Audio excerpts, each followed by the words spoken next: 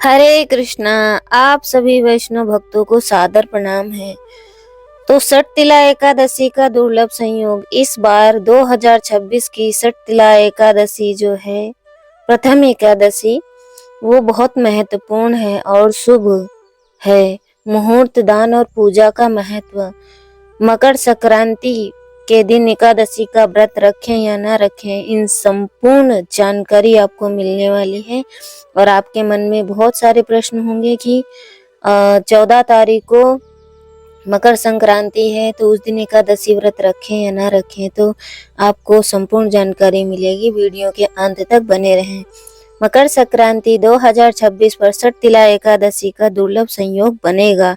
इस दिन स्नान, दान और पूजा का फल कई गुना बढ़ेगा और सूर्य उपासना से सुख समृद्धि मिलेगी। हिंदू धर्म में मकर संक्रांति को सूर्य के राशि परिवर्तन और उत्तरायण के आरंभ का पर्व माना जाता है। वर्ष 2026 में यह पर्व 14 जनवरी बुधवार को मनाया जाएगा। इस बार मकर संक्रांति पर भगवान विष्णु को समर्पित षटतिला एकादशी का दुर्लभ संयोग बन रहा है, जिससे इस दिन का धार्मिक महत्व और भी बढ़ गया है। मान्यता है कि इस दिन विशेष योग से किया गया स्नान, दान, पूजा कई गुना पुण्य प्रदान करता है। मकर संक्रांति के दिन सूर्य धनु राशि से निकलकर मकर राशि में प्रवेश करते हैं। इसी के साथ सूर्य उत्तरायण हो जाते हैं, जिसे देवताओं के दिन की शुरुआत कहा जाता है। इस दिन से विवाह, गृह प्रवेश और अन्य शुभ कार्यों पर लगी रोक भी समाप्त हो जाती है। 2026 में इसी दिन षटतिला एकादशी होने से इसका आध्यात्मिक प्रभाव अधिक शक्तिशाली माना जाता है।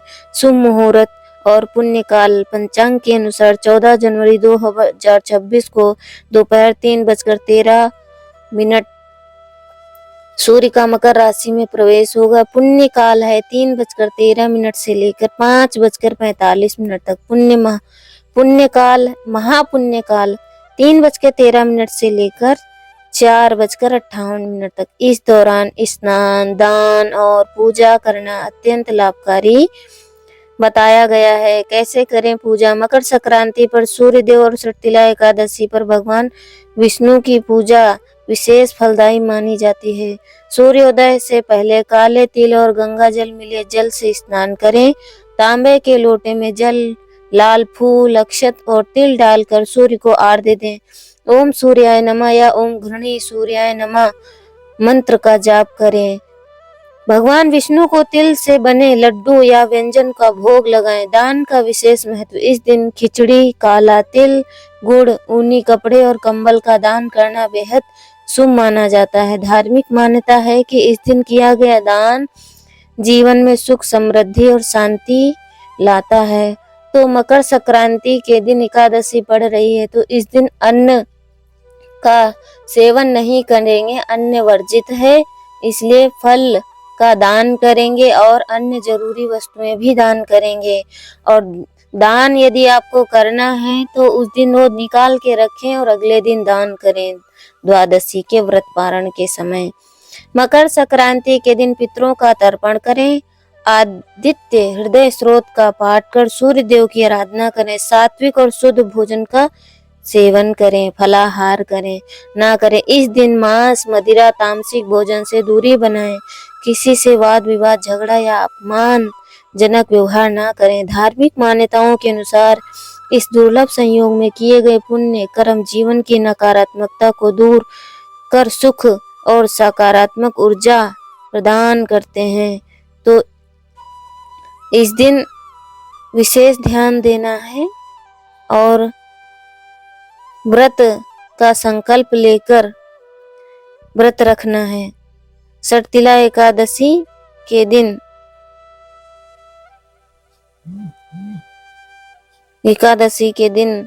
मांसाहार नहीं करना है और किसी जीव की हत्या नहीं करनी है। इसलिए एकादशी के दिन सभी बातों को ध्यान से सुनना और पढ़ना जरूरी है। तो एकादशी के दिन हमें अन्न नहीं खाना है और पूजा विधि जो बताई गई है उसका ध्यान रखना है। ओम नमो भगवते वासुदेवाय नमः। ओम ह्रीं लक्ष्मी वासुदेवाय नमः। ओम नारायण विद्महे वासुदेवाय धीमहि तन्नो विष्णु प्रचोदयात्। ओम नमो नारायण श्रीमन्नारायण नारायण हरि हरि। ओम नारायण नमः। ओम विष्णुवे नमः। ओम विष्णुवे नमः। हरे कृष्णा कृष्णा कृष्णा हरे हरे, हरे राम राम राम हरे हरे। इस मंत्र का जाप करें और प्रसन्न रहें। अधिक से अधिक जाप करें। तो व्रत 14 तारीख को रखना है और इस दिन एकादशी है, तो हमें अन्न का दान नहीं करना है। हमें व्रत वाले दिन सिर्फ फलाहार का दान करना है, क्योंकि इस दिन अन्न वर्जित होता है। और इस दिन गंगा स्नान करना चाहिए। यदि गंगा तट पर ना जाएं तो घर में नहाने के पानी में गंगा जल मिलाकर स्नान करें। तन और मन से पवित्र होने के बाद सबसे पहले सूर्य नारायण को आर्घ्य दें। इसके बाद भगवान विष्णु का ध्यान करते हुए षटतिला एकादशी व्रत को विधि विधान से करने का संकल्प करें। इसके बाद अपने पूजा घर मंदिर में आदि श्री हरि को पहले गंगा जल अर्पित करें। इसके बाद चंदन पुष्प फल मिष्ठान धूप दीप आदि समर्पित करें। इसके बाद श्री हरि का गुणगान करने वाली एकादशी की कथा का पाठ करें और पूजा के अंत में भगवान विष्णु की आरती करें। पंजीरी और पंचामृत आदि का भोग लगाने के बाद प्रसाद सभी को बांटें। और विधि विधान से पूजा करने से प्रभु श्री हरि की कृपा बरसती है और उसके जीवन में जुड़ा हर दुख दरिद्र और दुर्भाग्य दूर हो जाता है। यह व्रत सभी पापों का नाश करके व्यक्ति को सभी सुख प्रदान करता है। षटतिला एकादशी के पुण्य प्रभाव से साधक सभी सुखों को भोगता हुआ अंत में विष्णु लोक को प्राप्त होता है। भगवान विष्णु के इस पावन व्रत में दोषों को दूर करने और मनोकामना को पूरा करने के लिए तिल का 6 तरीके स्नान उपटन हवन तर्पण भोजन आदि में प्रयोग किया जाता है। तो आपको और जानकारी मिले। षटतिला एकादशी है, संक्रांति के दिन है, तो ऐसे में क्या करें, खिचड़ी कैसे बनाएं, खिचड़ी बनानी है या नहीं बनानी है, कैसे संक्रांति का पालन करें, तो इन्हीं सब प्रश्नों के उत्तर आपको इस वीडियो में मिलेंगे। तो कृपया वीडियो को अंत तक जरूर श्रवण करें। अगर 14 जनवरी को मकर संक्रांति और षटतिला एकादशी एक साथ है तो आपको चावल की खिचड़ी बनाने और दान करने से बचना चाहिए। इसकी जगह तिल, गुड़, वस्त्र, कंबल, धन और अन्न का दान करें। चावल का दान नहीं करना है। इसकी जगह पे आप फल दान कर सकती हैं। व्रत वाला फलाहार सामान दान कर सकती हैं। तो भगवान विष्णु और सूर्य देव की पूजा करें। तिल का उपटन लगाकर स्नान करें। तिल से बने पदार्थों का सेवन करें। तिल से बने पदार्थों का सेवन करना चाहिए तथा खिचड़ी का दान अगले दिन 15 जनवरी को करना चाहिए पारण के समय। 14 जनवरी एकादशी और मकर संक्रांति को क्या करें, सुबह जल्दी उठे, तिल मिलाकर स्नान करें या काले तिल या गंगा जल को रात भर रखकर सुबह उसे से स्नान कर लें। पूजा भगवान विष्णु और सूर्य देव की पूजा करें। तुलसी दल फूल फल चढ़ाएं और ओम सूर्याय नमः या ओम गृणी सूर्याय नमः का मंत्र जाप करें। तो तुलसी एक दिन पहले चयन करके रख लें। एकादशी के दिन तुलसी का चयन नहीं करना चाहिए और द्वादशी के दिन भी नहीं तुलसी का चयन करना चाहिए। क्या दान करें, तिल, गुड़, गरम कपड़े, कंबल, धन और अन्न दान करें। दान के साथ दक्षिणा पैसे अवश्य दें। भोजन तिल से बने पदार्थ जैसे तिल के लड्डू खाएं। चावल का सेवन बिल्कुल भी नहीं करना है। परहेज, इस दिन घर में चावल या खिचड़ी ना बनाएं और ना ही उसका सेवन करें। खासकर अगर आप दान भी कर रहे हैं तो भी नहीं करना है, क्योंकि यह एकादशी का दिन है। 15 जनवरी मकर संक्रांति के बाद को क्या करें? आप 15 जनवरी को सुबह के समय खिचड़ी बनाकर भगवान को भोग लगाकर स्वयं खा सकते हैं और दान भी कर सकते हैं, क्योंकि तब एकादशी तिथि समाप्त हो चुकी है। यह संयोग आपको सूर्य और विष्णु दोनों की कृपा प्राप्त करने का अवसर देता है। इसीलिए तिल और अन्य शुभ वस्तुओं का दान करना बहुत फलदायी है। तो एकादशी के दिन, मकर संक्रांति के दिन बहुत सारे शुभ योग बन रहे हैं और ये 2026 जो साल है धार्मिक दृष्टि से बहुत अच्छा माना जा रहा है। 14 जनवरी को एकादशी और मकर संक्रांति एक साथ पड़ रहे हैं। यह भगवान सूर्य और विष्णु जी को समर्पित है। साल 2026 में धार्मिक दृष्टि से बहुत अच्छा माना जा रहा है। दरअसल 14 जनवरी 2026 को एक ऐसा दुर्लभ संयोग बन रहा है जो दर्शकों कभी कभार ही देखने को मिलता है। इस दिन न केवल सूर्य देव मकर राशि में प्रवेश कर रहे हैं, बल्कि उसी दिन सटतिला एकादशी का पावन व्रत भी है। ऐसा कहा जा रहा है कि इस दुर्लभ दिन पर किए गए उपाय से दोगुना शुभ फलों की प्राप्ति होती है। तो आइए जानते हैं। पितृदोष के लिए 14 जनवरी की रात को अपने घर की दक्षिण दिशा में एक मिट्टी के दीपक में तिल का तेल डालकर दीपक जलाएं।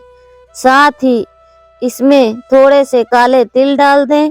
इस उपाय को करने से दोष शांत हो जाता है। साथ ही पूर्वजों की कृपा मिलती है, जिसके घर में रुकते हुए काम बनने लगते हैं।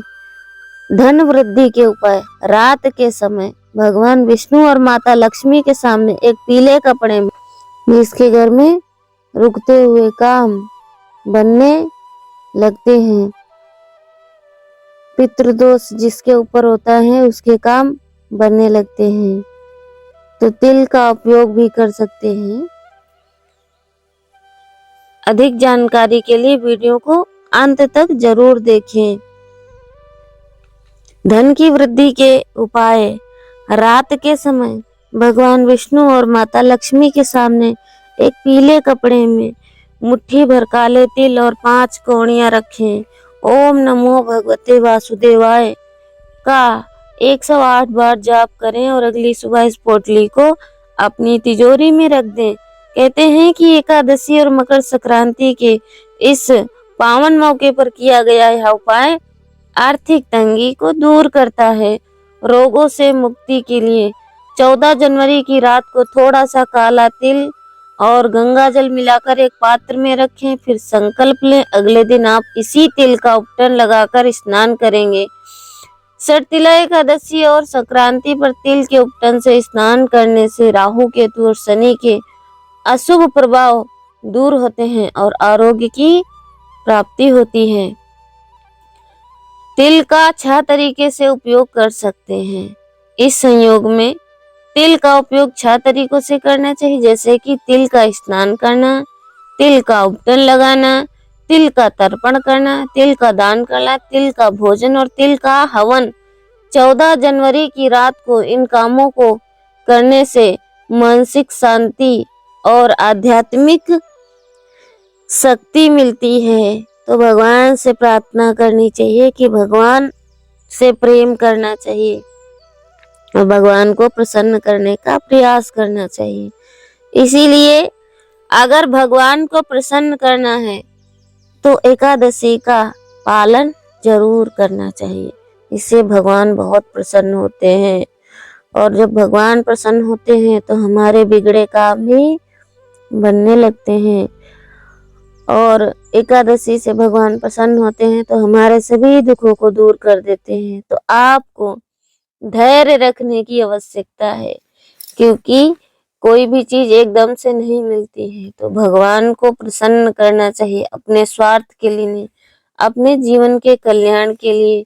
और भगवान को धन्यवाद करना चाहिए कि भगवान ने मनुष्य योनि में भेजकर कितनी बड़ी कृपा करी है। भगवान ने स्वतंत्रता दी है तो स्वतंत्रता का दुरुपयोग नहीं करना चाहिए। भगवान ने मनुष्य योनि में भेजा है भगवान की सेवा करने के लिए, कर्तव्य नियम पालन करने के लिए। तो बने रहें। हरे कृष्णा, जल्दी ही मिलते हैं कथा में। हरे कृष्णा।